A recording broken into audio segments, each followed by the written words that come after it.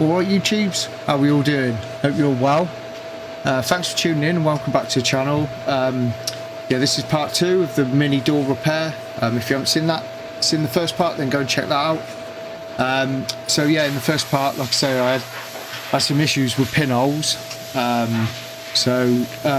Reese got in the morning. He sometimes gets in before me, so I'm out walking my dogs, and he come in and smeared dolphin glaze, just pressed it into all the pinholes that he could see in the primer before we started rubbing it, and rubbed them out. So yeah, that's normally the procedure we do if we see pinholes. We just put the dolphin glaze in, just don't lump it on there, just put it in and wipe it off so it sits in the pinhole, and it's not an issue normally. There was loads on this, loads of little ones everywhere. He's got a really good eye for pinholes, Reese has. My eyes ain't great. I have to wear contact lenses at work, and wear glasses. Obviously, as you get older, your eyes deteriorate a little bit, so he can spot. He's great at spotting chips and pinholes and stuff like that. I always get him to cast his eye over stuff when I've done something, because he spots stuff that I could miss. So yeah, he done that, put the dolphin glaze in, and then blocked them off with 320. So I'm carrying on now, blocking all the primer to transition that repair in.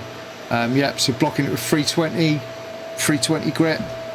Use the 3M Cubitron strips.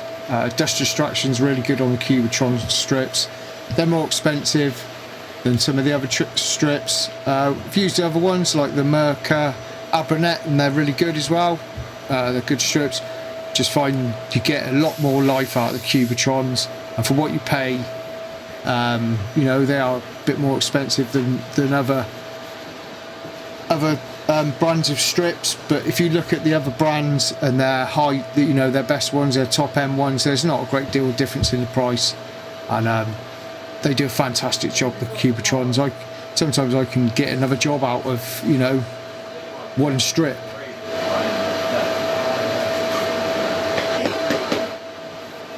So yeah, in my opinion, I think they're well worth the money. The cut's really good on them as well, and it's a high quality grade, being a 3M sanding product. So yeah, just going all over it now, blocking it. The repair felt really good. It was a real shame that all those pinholes were in there and I missed them, but yeah, I was pleased with the shape. It came out well.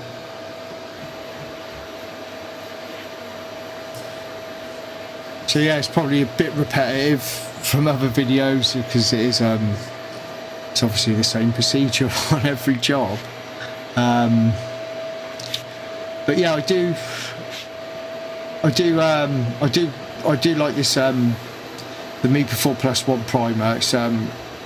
It's really good to sand. I've used quite a few different primers over my time, and I was using a Leclerc one before, Green TI it was called, and it had great build on it, and it was really easy to rub. But to be honest with you, I think it was too easy to rub. It was like really chalky when you rubbed it, and it was like shaping, fine filler in a way. But I found I used to go through quite easily. Maybe where it was a bit too easy to rub, I'd end up rubbing through quite a lot with it.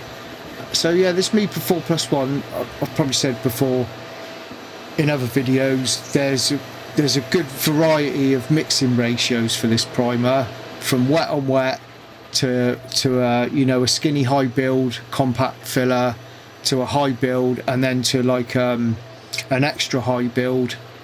Just by changing some mixing ratios with thinners and changing hardener, you got all those varieties of different primers to suit the type of repair you're doing. So the majority of stuff, the filler repairs like this, I use the high build. And someone did comment on the last video and said, what about using you can put the HS hardener in it, which gives it's a slight different mix ratio. It's 6:1 with a bit more thinners, but with a high solid HS hardener instead of the just the H hardener, and makes it, you know, a real high build, like a spray filler. And I'm glad he commented. I can't remember the guy's name who commented about it, but I forgot about it, to be honest with you. It slipped my mind. Lots of things slipped my mind. They seem to be happening quite a lot lately. Just my mind's on other things all the time, thinking about all sorts of stuff, you know, to do with the work. You know, my mind's. I'd be, you know, situations like this where I'm prepping away. I'm thinking about, I've got to ring that person. I've got to get a price of this, and I do. It does cause me problems sometimes, and I end up making silly little mistakes, and I kick myself for it sometimes. But it's what it is, and I'm not complaining. It just, as you get older, it just gets a bit harder to remember everything. So. Yeah, it's all been blocked down now with 320, and now I'll go over it with 500 grit DA. I don't guide coat that often the darker primers. You can they're sort of self guide coating a little bit, the darker primers. So I do 500 grit, and then I do go over again with 600 grit. And the discs I use, so the DA discs I use, they're 3M again, but they're not the purple Cubitron ones, because they are really expensive, even though they're great. So they got they're blue ones. So they're like their middle of the road ones, and they work really well. And they're still quite expensive, but they're more value for money than some of the other discs. So yeah, it's all prepped now in the booth, and I'll show you a bit of masking on it. As you can see on that primer, I've broke through quite a bit. Run out of this now. Okay. Run out of this sheet. But I've got to buy some more tape marking, getting it in. No. I might just buy the orange one next though. Is that yellow one more expensive? Yeah. It's like a 10 and 8 for a roll. What expensive is that fog tape? I reckon I could use that, you know. Probably. You know, they're the opposite. They're low tack. This is higher tack. The yellow one's got more adhesive than the orange one, so it's better for, like, you know, when rubbers you struggle to stick on rubbers. Yeah. Right. I'll just find this little roll of sheeting happening as well. Yeah, I quite like these kind of sheeting. You see in America when they're doing it, they've got sheeting like on a masking roll, you know, like masking paper. Yeah. And it's got like colour check on it. It's like white. It's a bit stiffer than this. Yeah, it's like a pen bag almost. So there's loads of colour check grids on it. Right. It says colour check, and you know, like the black and white squares. So you can spray over it to see if it's transparent. Yeah. See if your colour's covered. Oh, alright. I've seen they all seem to have it over there. I've asked Mark about it, and he said, the only stuff we can get is the sheeting. So the square there one as well has got tape on it already. You can buy it with tape. I found it on the Q1 website, but it wasn't for automotive. It was for painting and decorating. They had all different rolls of it, different sizes. And then it said like this one's suitable for airless spraying, so you know, like what they do when they spray walls in houses now. That's what that's like. When you said, can you paint it airless? Remember? Yeah, who said that? Some bloke comes down, didn't he? He's like, can you paint it airless? Yeah, but airless is like... What, with a brush? No, it's a spray gun, but it's like a pump that pumps the paint through it. Oh, right. That's like for house painting, that's what they use. Theirs ain't got air. So it's like a water pistol almost. Yeah, but that thing I've got, that's fence sprayer, that's airless, isn't it? Well, you like pump it up and then no, there's a pump in it, electric pump. Oh, so it pumps the paint through it. Yeah. Because there's no like pull it and there's air and then paint. No. It's not the air pushing it through. just a pump pushing the paint through. Yeah. I suppose it's probably similar to like them pump bottles we got in there. Obviously we just do it manually. Yeah, it pressurises the paint and yeah, pushes it.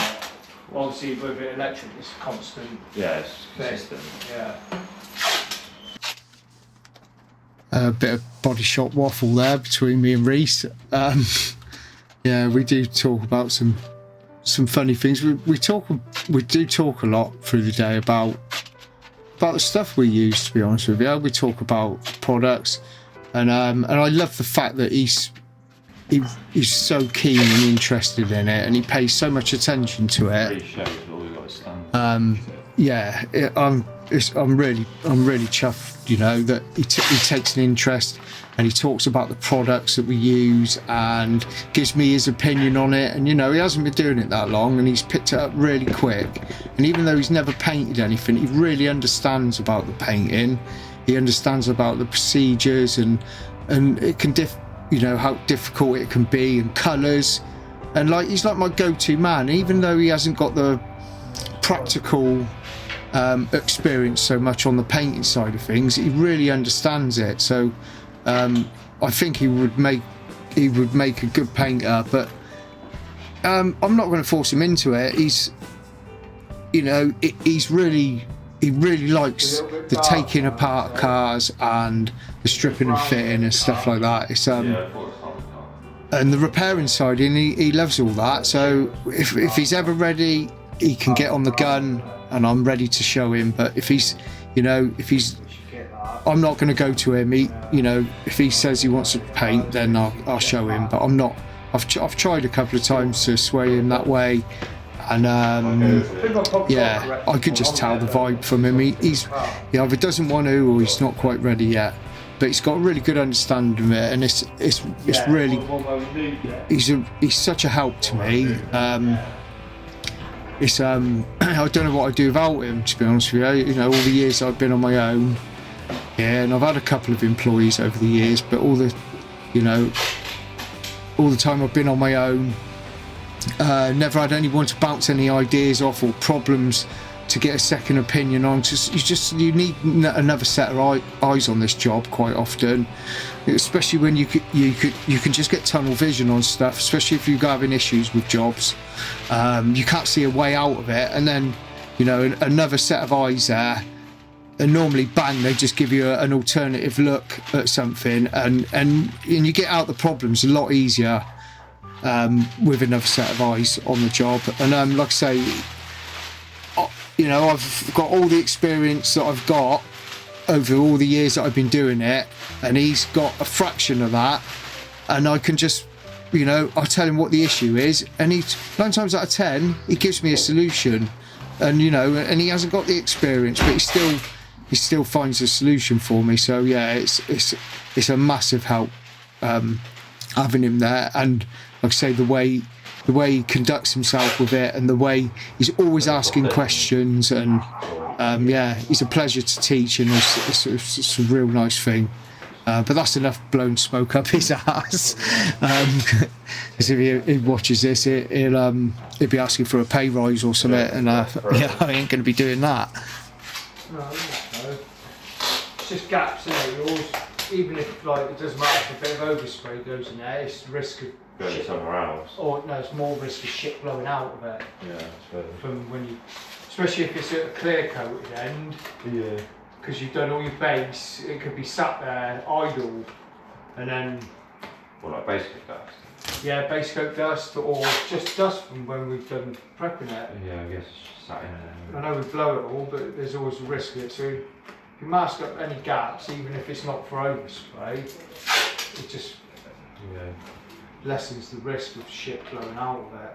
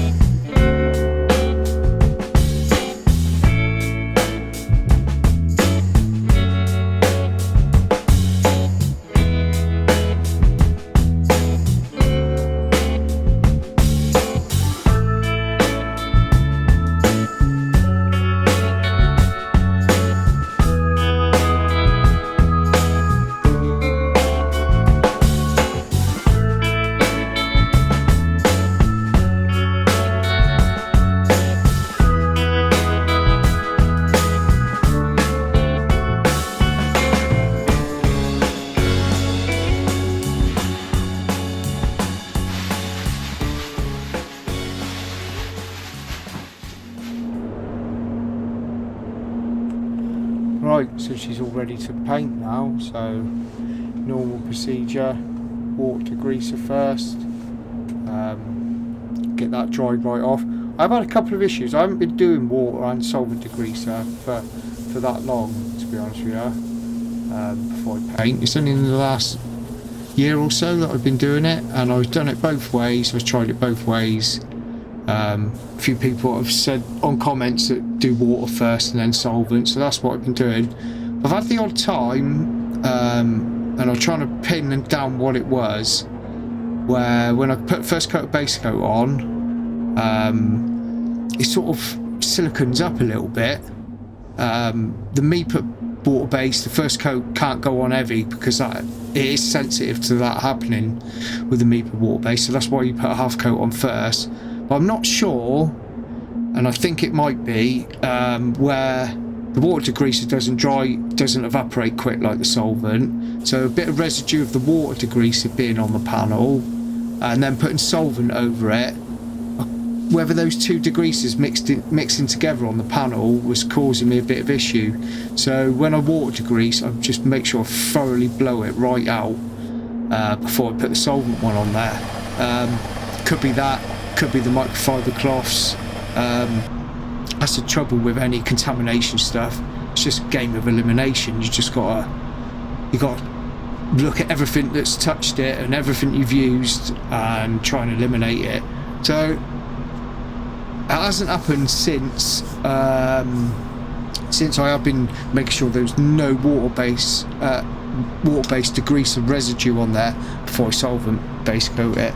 Whether Mipa's a bit sensitive to that, whether them two mixing together can cause some sort of contamination on the panel, I don't know, but it hasn't happened since. But I have got a job coming up soon, being a video, and it did happen, and it only happened around like the rim of a wheel arch, so where I may have missed a bit of residue mixing together. That's all I can think that might be causing that. It was where I wasn't getting the water degreaser off before I solvent degreased it, wasn't getting off properly. So could be that, I don't know. But if you've had anything like that, let me know. So yeah, that's obviously with those breakthroughs and not repriming this job, give it a coat of wet on wet. So it's Mipa F37 designated wet on wet, and yeah, just going to give it a coat of that. I ran out of blend room on this job in the end, so just taking a bit of fade out thinners in there with me as well to try and melt the edge in. But in hindsight, I should have probably just wet and wetted the whole of the two doors. Yeah, I sort of got in a bit of a pickle with this job, to be honest with you. It's, yeah, I wanted to wet and wet it first because just to make sure I didn't miss any pinholes. So still could be the odd one that I couldn't see. So I give it a wet and wet and try to keep the wet and wet in my blend area. It's not very often that I put wet on wet over, I put over new panels and stuff like that, or whole panels, but it's not very often where I put wet on wet, you know, just over my primer area. I don't like doing it, to be honest with you. I've had it before in silvery colours, metallics, where I've melted in the edge, but I can see it in the base coat still. I've got away with it, but I can see it. So yeah, it's not something I'm that keen on doing, to be honest with you. There might be better wet on wets out there that do a better job of that, but this stuff's got to go on wet. So if you're putting it on wet, you're putting a fair old coat on it. You're putting quite a heavy coat on there to get it to wet, to get it to smooth out. And yeah, I've had a little bit of edge. I know you can tickle the edge and all the rest of it, but yeah, I was trying to keep this within that panel to give myself some blend room still for the colour, but that didn't happen in the end. So in hindsight, I should just went to the end of the door, back door with a wet on wet, and yeah, I found about 3 or 4 pinholes that were still there on this job, which it's okay in the wet on wet, because I can address them with a little bit. What I used actually was it's like a 1K stopper. They were only tiny, small. The wet on wet just picked them out for me. So yeah, I had to address them. So yeah, just use a bit of fade out, and that does help to blend in the wet on wet. Just a normal that's normal fade out thinner. So Mipa's is called Loser, which is their fade out thinner. So just checking it all over. I'm so paranoid about the pinholes that were in it that yeah, I didn't want any to be there, to be honest with you. And yeah, I did spot a couple on the back door actually. There's about 3 or 4. So I let that wet and wet go off. I give it sort of 15-minute bake at 40 to get it to dry off. Let it cool down. I just smeared a bit of the 1K stopper in there. It's a molecular one actually I've been using. It's really fine, rubs really easy, and it took care of them. And then yeah, there was a couple of bits of dirt and stuff in the other door, so you know, just nipped all that off with a bit of 500, then a bit of 600 grit. And yeah, we're on to the base coat now.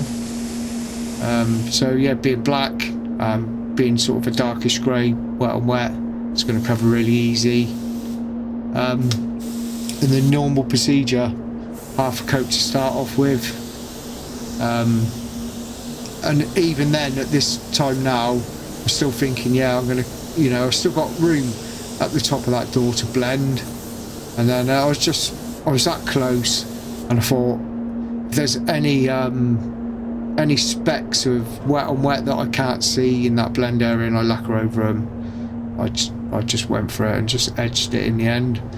I don't like it when I'm on a job and I got a plan and then I have to keep changing the plan. It yeah, you lose your flow a little bit. Well, I do anyway, just where I am, I suppose. So yeah, sort of, you always have your plan on how you want a job to go, and then I normally have a plan B and sometimes a plan C as well. So yeah, that first half coat on there, and I noticed that blowgun was really dirty inside, and probably my overthinking mind was with all the sort of things that were going on with this job. I looked in there and thought, oh, there could be loads of dirt, potential dirt that's going to come out of that now. So yeah, I made sort of hard work of this job really. So yeah, just giving it a clean out. Really simple to clean them. That A&I hybrid dryer, really good bit of kit that dryer is. For really recommend it for anyone that's on Waterbase.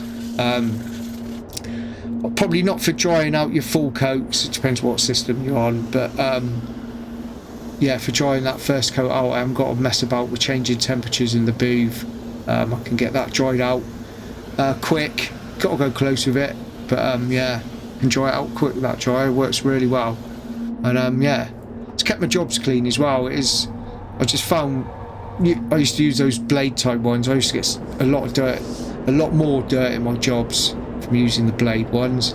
Yeah, notice a couple of nibs in the wet on wet there, and just give them a little tickle with a little bit of 600. It might be 600 or it might be 800. It might be 800 actually. But yeah, don't have any issues with nibbing the Mipa Waterbase. It's yeah, it's nice to nib. It nibs like solvent, to be honest with you, which is a good thing.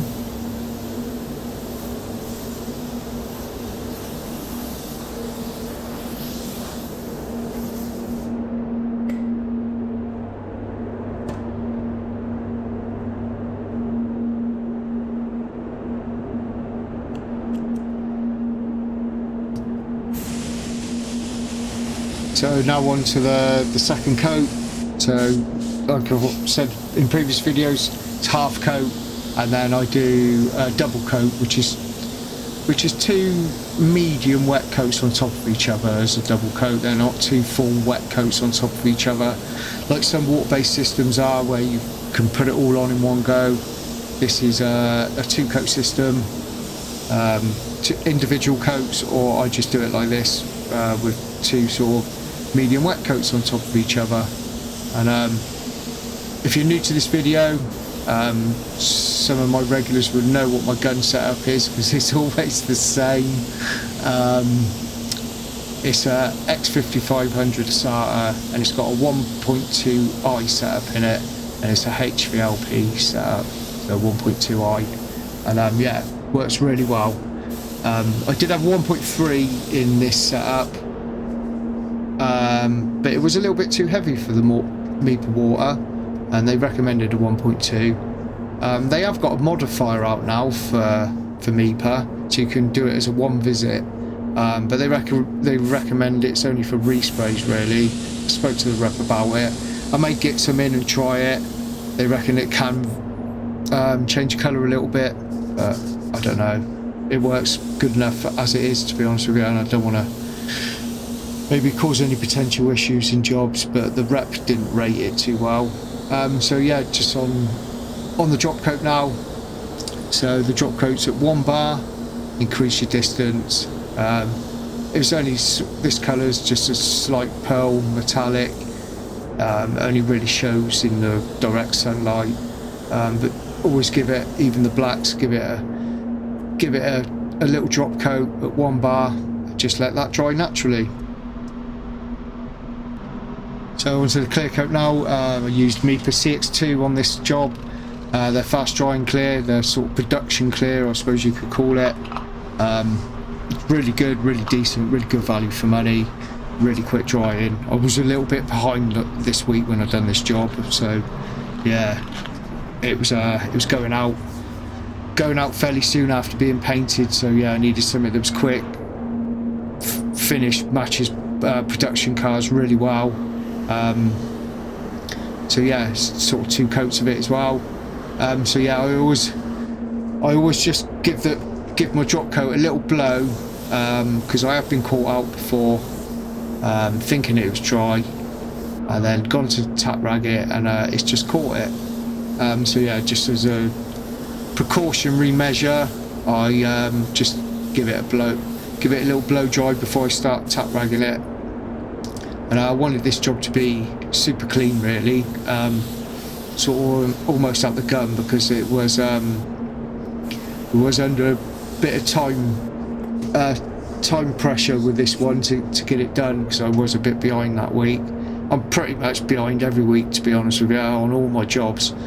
And people that sort of know and have had work done with me now, they sort of know that if I say a time when it's going to be ready, quite often it's not. The worst thing you could probably do and say to me is no rush. Don't ever say that to me, because yeah, it takes a while for you to get your car back if you do. But it is what it is. I'm a one-man band, and I'm not quick fit. Your car can't be booked in at 10 and you're having it back at 12 o'clock. I can only do what I can do. I can't cater for interruptions in the day and you know, issues with jobs. I can't factor that into the time scale. So most people understand, and yeah, they give me you know, plenty of leeway on the timings, which is good. Yeah, it really helps me out, to be honest with you. It's a relief when someone says, you know, oh, if it's not ready on that time, it's no biggie, you know, just let me know when it is ready. And you know, that really helps me out, because it's just another pressure that's reduced a bit for me, you know. So yeah, first coat of the clear on there. It's sort of, I do put pretty much 2 full coats on of the CX2. It's a bit thinner than some of the other clears, like the CC9.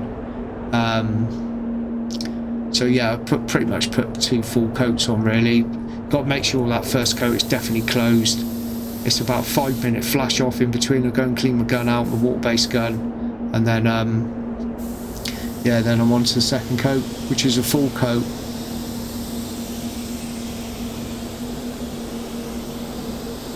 The gun I'm putting this on with is it's my X5500. It's a 1.20 setup on this gun. I was going to use a CC on this one, match the finish well on this, but I don't know. I do prefer my O setup, to be honest with you. I'm just so used to it, and they're quite a heavyish finish on these minis. It's like a BMW finish a little bit. They put a decent amount of clear coat on their cars, so yeah, it's a little bit faster for me as well, the O setup.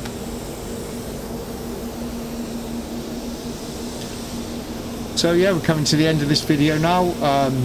You'll see the end results in a minute and the outro. Got some good jobs coming up soon, actually. When I get round to editing them, yeah, good variety. Got some new clear coat that I've used, the CC14, which I found it was absolutely phenomenal. And yeah, so yeah, we've got a video on that coming out soon, and yeah, a few other interesting bits. So thanks for watching, everyone. Really appreciate it, and we'll see you again soon. Look after yourselves.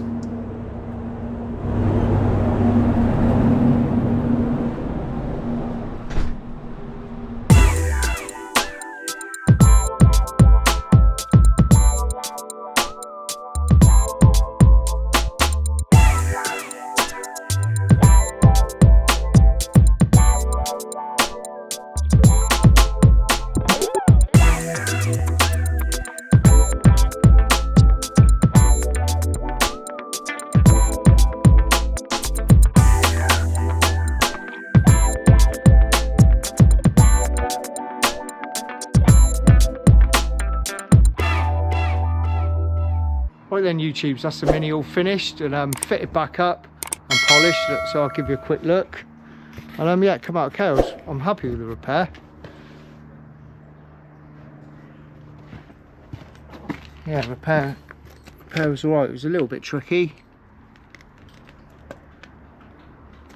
And yeah, all went okay, apart from I had pinhole issues, which was my fault really.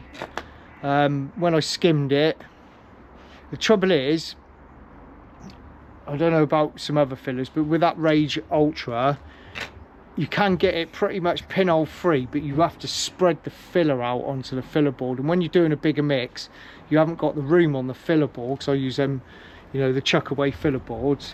You haven't got the room to spread it out and get some of the air out of it. So I had got that in 2 skims, Rage Gold, and then the Rage Ultra is like a finishing coat. And yeah, I didn't oh no, it was 3 skims actually. I had to put another piece in the bottom, but I didn't what I'd normally do is I would smear that filler with pore filler before I prime it. So mistake number 1 is I forgot to do that. And yeah, and I just had loads of pinholes in the primer, so I had to address the pinholes in the primer with Dolphin Glaze. And where there was quite a few of them, and I didn't re-prime it, I wet and wetted it then. So I wet and wetted it just to seal that in, and to see if there was any pinholes that I may have missed, and there was a couple that showed in the wet and wet, so I had to sort of address them in the wet and wet. So it all sort of escalated from one little thing that I missed, then escalated into a few other problems where I had to, yeah, wet and wet it and stuff. But it come out all right in the end.